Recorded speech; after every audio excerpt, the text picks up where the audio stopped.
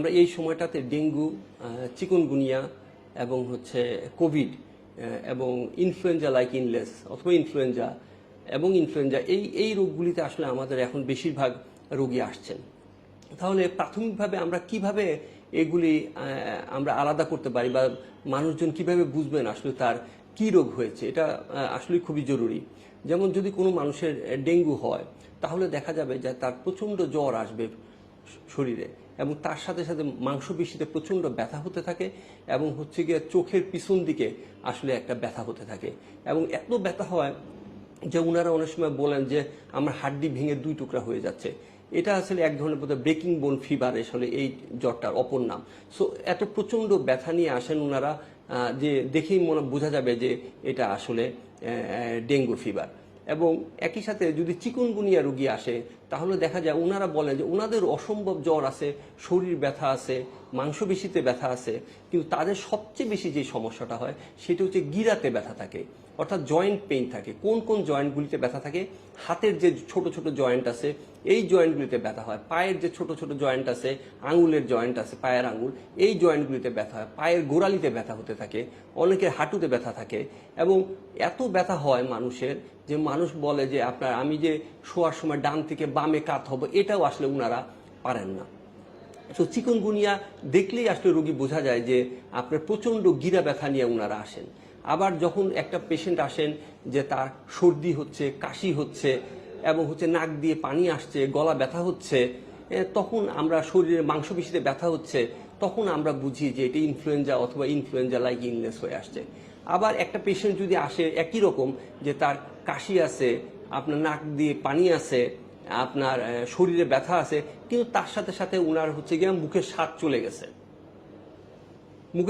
গেছে অথবা উনার কিছু শ্বাসকষ্ট হচ্ছে, তাহলে কিন্তু আমরা অনুভব করতে পারি যে এটা একটা করোনা ভাইরাসের সম্ভবত সংক্রমণ। সো এইভাবে আমরা চিন্তা করতে পারি। আবার যদি এই সময় অনেকে টাইফয়েড নিয়ে আসেন, তো টাইফয়েড জ্বরগুলিতে যেটা হয় প্রথম দিন কিন্তু জ্বর এরকম আপনার ডেঙ্গু কিংবা চিকুনগুনিয়া কিংবা করোনার মতো এরকম হাই রাইজ অফ টেম্পারেচার ওনাদের থাকে না, কিন্তু ওনাদের প্রথম দিকে অল্প অল্প জ্বর থাকে। দিন যত আগাতে থাকে টাইফয়েডের জ্বর কিন্তু আস্তে আস্তে বাড়তে থাকে। সো এই জন্য আপনারা দেখবেন যে যখন এটা সিঁড়ির মতো স্টেপ ল্যাডার প্যাটার্ন বলি আমরা, আস্তে আস্তে জ্বরগুলি বাড়তে থাকে এবং জ্বর শেষ পর্যন্ত 104-5 উঠে যায়, শরীরে ব্যথা থাকে, তখন কিন্তু আমরা অনুধাবন করি যে আসলে এটা টাইফয়েড ফিভার।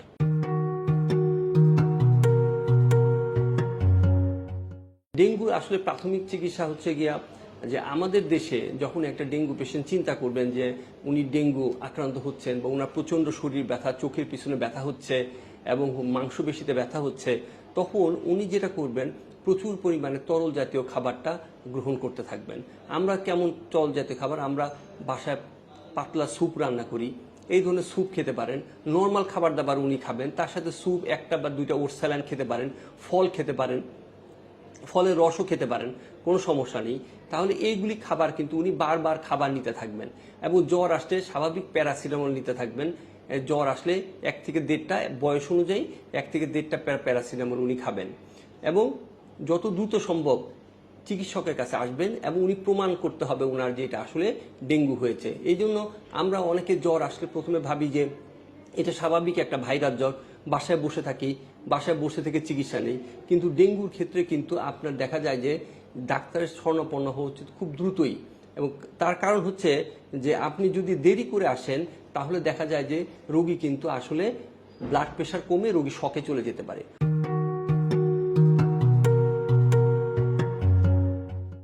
অন্যান্য সমস্ত জ্বর আমরা যেই চিন্তা করি যে জ্বর যখন চলে যায় আমরা সবাই খুব খুশি হয়ে যাই যে জ্বর চলে গেছে, আমরা ভালো আছি। ডেঙ্গু জ্বরটা কিন্তু একটু ব্যতিক্রম। কেমন? যে ডেঙ্গু জ্বরে যখন আপনার জ্বর চলে যাবে তখনই তার কিন্তু ক্রিটিক্যাল ফেজ শুরু হয়, অর্থাৎ খারাপ সময়টা জ্বর চলে যাওয়ার পরেই শুরু হয়। সো মানুষ মনে করে যে আমি তো জ্বর চলে গেছে সুতরাং আমি ভালো আছি, আমার ডাক্তারের কাছে আর যাওয়ার কোনো প্রয়োজন নেই। কিন্তু দেখা যায় তারপরেই রোগী আসলে খারাপ হয়ে যান এবং যখন রোগীর ব্লাড প্রেশার একদম পড়ে যায় এবং তখন ওনারা যখন ডাক্তার সাহেবের কাছে আসেন তখন ডাক্তার সাহেবের আসলে খুবই কম কিছু করার থাকেন। সুতরাং উনি যদি প্রথম থেকে ডাক্তারের ফলো আপে থাকেন তাহলে কিন্তু উনি ভালো থাকার সম্ভাবনা সবচেয়ে বেশি। এই জন্য প্রথম থেকেই কিন্তু চিকিৎসকের শরণাপন্ন আপনার ডেঙ্গু রোগীর ক্ষেত্রে হওয়া উচিত।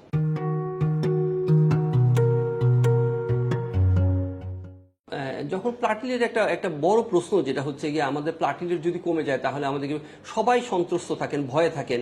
এমনকি আমাদের কাছে হাসপাতালে এসে জিজ্ঞেস করেন, স্যার আমার প্লাটিলেট কত, আমার কখন রক্ত কি দিতে হবে স্যার? আমরা সবাই খুব ভয়ে আছি।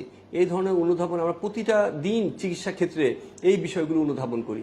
সত্যি কথা বলতে কি, প্লাটিলেট দেওয়ার প্রয়োজন বেশিরভাগ সময় 99% ক্ষেত্রেই আসলে প্লাটিলেট দেওয়ার কোনো প্রয়োজনই হয় না ডেঙ্গু রোগীর ক্ষেত্রে। এবং দেখা যায় যে আমাদের যে সরকারের যে গাইডলাইন আছে আমাদের ডিজি হেলথের, এখানে দেওয়া আছে যেটা 10,000-এর নিচে প্লাটিলেট যদি না আসে তাহলে আমরা আসলে প্লাটিলেট দিতে উৎসাহিত করি না। কোনোভাবেই আসলে আপনার চিন্তার কোনো কারণে প্লাটিলেটগুলি আপনাকে দিতে হবে। হ্যাঁ, মাঝে মাঝে রক্ত দেওয়ার প্রয়োজন হয়। যদি আপনি প্রথম দিকে থেকে চিকিৎসা নেন, রেগুলার ডাক্তারের ফলো আপে থাকেন, তখন হয়তো আপনার রক্তেরও প্রয়োজন হয় না। কিন্তু যারা হচ্ছে দেরি করে চিকিৎসা নিতে আসেন, শেষ সময় আসেন চিকিৎসা নিতে, তাদের অনেকের আপনার এই প্রেশার কমে যায় এবং প্রেশার কমে যাওয়ার এক প্রেক্ষাপটে একটা পর্যায়ে যে হয়তো ব্লাডের দরকার হতে পারে, তবে সেই সংখ্যা অত্যন্ত সীমিত। বেশিরভাগ রোগী প্রাথমিক চিকিৎসা, স্বাভাবিক খাবার দাবার, স্যালাইন এবং কিছু আইভি স্যালাইনের মাধ্যমেই দেখা যায় আসলে রোগী সুস্থ হয়ে যান।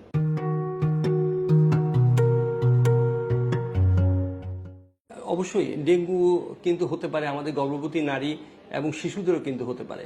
সো আমি যেটা বলি, যেটা আমাদের গাইডলাইন অনুযায়ী যে কোনো গর্ভবতী নারী যদি ডেঙ্গুতে আক্রান্ত হন, তাকে আমাদের গাইডলাইন অনুযায়ী তাকে চিকিৎসা সেবা নিতে হবে হাসপাতালে ভর্তি হয়ে। এটা হচ্ছে গিয়ে আমাদের নিয়ম। কারণ হচ্ছে গর্ভকালীন সময়ে কিছু আসলে অসুবিধা থাকে, যে জন্য আসলে রোগীকে হাসপাতাল প্রিমিসেসে এসে হাসপাতালের ভিতরে থেকে আসলে এই চিকিৎসা পদ্ধতিটা নিতে হয়। কারণ হচ্ছে গিয়া যে রোগী আসলে এই সময় যদি বেশি ফ্লুইড খেয়ে ফেলেন তাহলে কিন্তু ওনার ফ্লুইড ওভারলোডের ঝুঁকি থাকে।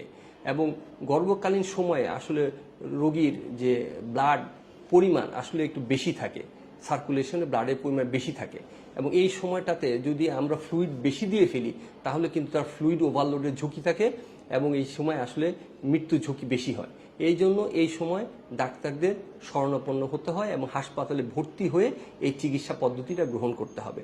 শিশুদের ক্ষেত্রে অবশ্যই আমি বলবো যে চিকিৎসকদের শরণাপন্ন হওয়া এবং তাদেরকেও আপনার চিকিৎসকের পরামর্শ অনুযায়ী হাসপাতালে অথবা হাসপাতালে বাইরে রেখে দুই পদ্ধতিতেই চিকিৎসা নেওয়া যাবে। কিন্তু গর্ভবতী নারীর ক্ষেত্রে অবশ্যই তাকে হাসপাতালে ভর্তি হয়ে চিকিৎসা নেওয়া বাঞ্ছনীয়।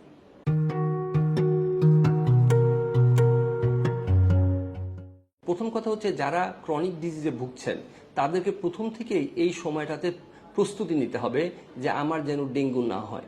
ডেঙ্গুর সচেতনতামূলক যেই কাজগুলি সেগুলি তাকে করতে হবে, যেমন কি ফুল হাতা জামা পরা এবং রেপিলেন্ট ক্রিম ব্যবহার করা। সে প্রথম থেকে যেন ঝুঁকিতে থাকেন, সে যেন মসকিউটো বাইট থেকে উনি বিরত থাকতে পারেন। তাহলে এইটা হচ্ছে 1 নম্বর ঝুঁকি। তারপরেও যদি তাদের কোনো রকমভাবেই চিকুনগুনিয়া সিমটম চলে আসে, দ্রুততার সাথে তাদেরকে হাসপাতালে আসতে হবে। এবং কারা এই বেশি ঝুঁকিতে আছেন, যদি যারা ক্রনিক কিডনি ডিজিজ যাদের থাকে, kidney problem, liver advance liver failure যাদের আছে, হার্ট ফেইলিওর যাদের আছে, ডায়াবেটিস আনকন্ট্রোল ডায়াবেটিস আছে, এই ধরনের রোগীরা কিন্তু অবশ্যই চিকিৎসকের শরণাপন্ন হতে হবে এবং তারা অবশ্যই হাসপাতালে ভর্তি হয়ে এই চিকিৎসাগুলি নেবেন। এবং এই সময়টাতে চিকিৎসক আসলে জানেন যে কিভাবে এই চিকিৎসা পদ্ধতিটা দিতে হয়।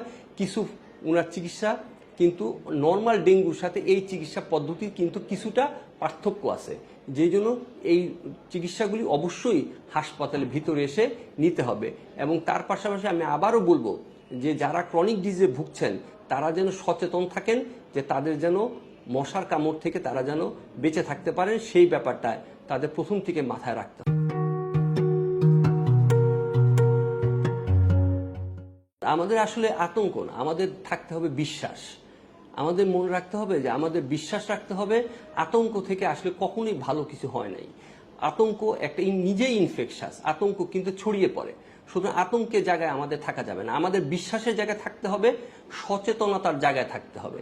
আমরা যদি মনে রাখতে হবে, আমরা যে কোনো পরিস্থিতি হোক, আমরা যদি চিকিৎসকের শরণাপন্ন হই, আমরা প্রত্যেকটা সরকারি হাসপাতালে একটা ফিভার ক্লিনিক আছে, আমরা যদি দ্রুততার সাথে এখানে আসি, আমার 100% বিশ্বাস যে আমরা এই সমস্যার সমাধান করতে পারবো।